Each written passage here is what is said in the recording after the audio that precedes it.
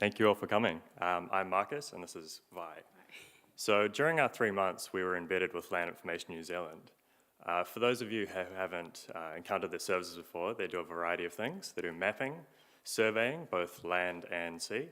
They do Crown land management, and they also do a variety of other services that I wouldn't have enough time to list.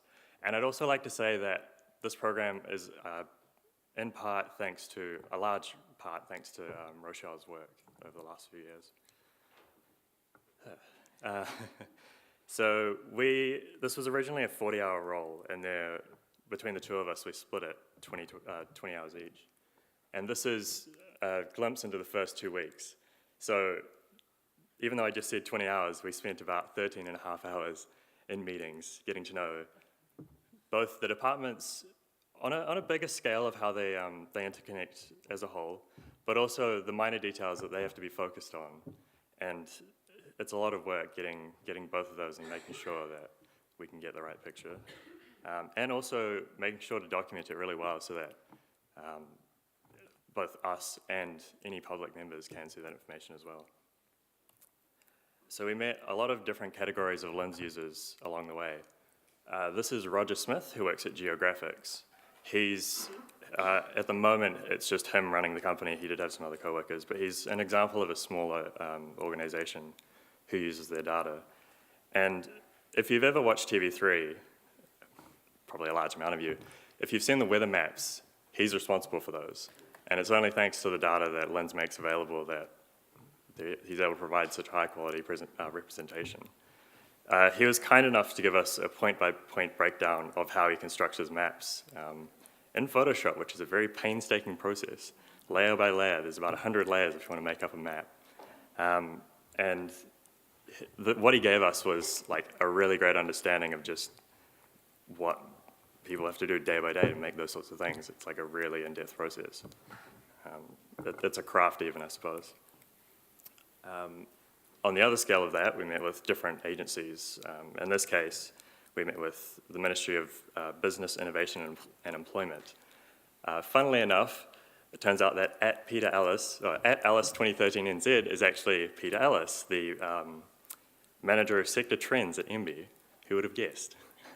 So he was kind enough to lend us some of his time, and the main thing that he taught us was an example where they release gas prices, and to them it's not really a big deal. It just sort of kind of goes out online, and no one really thanks them for it.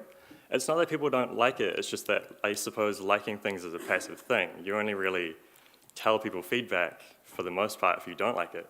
So to them, they just didn't think about it. And one day they just changed the whole format, thinking, well, no one's going to say much. Turns out they have a lot of shadow users, and particularly in the private sector who had been using that information, the weekly gas prices, to calculate essentially what they have to charge their employee or reimburse their employees at. So yeah, the main takeaway from that meeting at least was if you're someone who releases data, you might have a lot of shadow users. And it's, yeah, like talking to different lots of people, you see lots of cracks, I guess, where people can just make assumptions, and yeah, it's not, you'll see where it goes. Okay, so since we've met everybody there in LINS and outside of LINS, and then the challenge was that what do we make for Code for Aotearoa? How do we make the program successful? What do we do?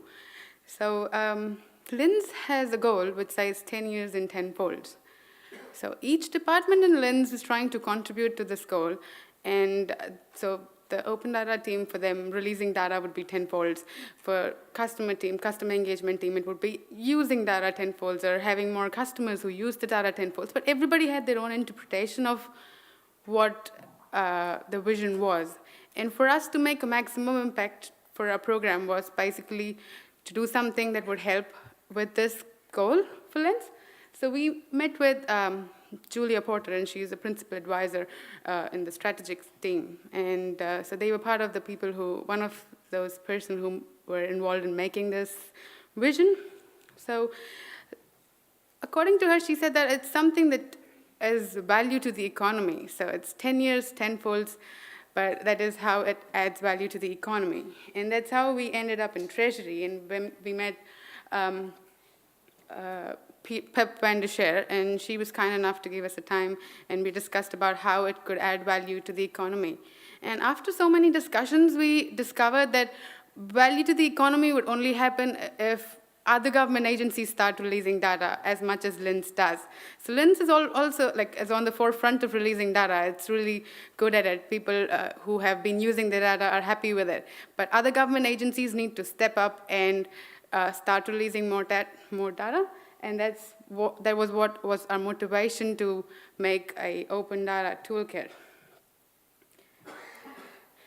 This is just a glimpse about how, we're saying that we are open, but we also believe in that. And this is the Google Drive, so anybody who wants access could just message us, and we could give them access and to see what we have done. All our meetings are documented, and what we've done is everything in there.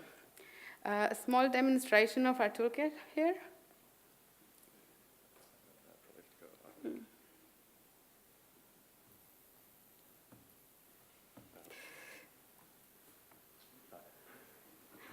Yeah, so the toolkit is, it basically talks about what open data is. And if I just scroll down here, who should be doing open data, examples of open data.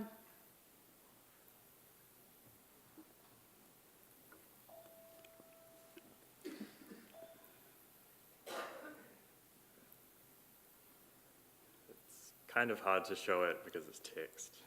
Yeah, but there was that was one of our major contributions. We also had a list of other things that we planned to do, but it wasn't feasible in 3 months of program, so we have that in one of our terms of reference document. And if there are future fellowship programs or anybody wants to take it up and do something, all our research is there, and then they can pick it up and make tools for that.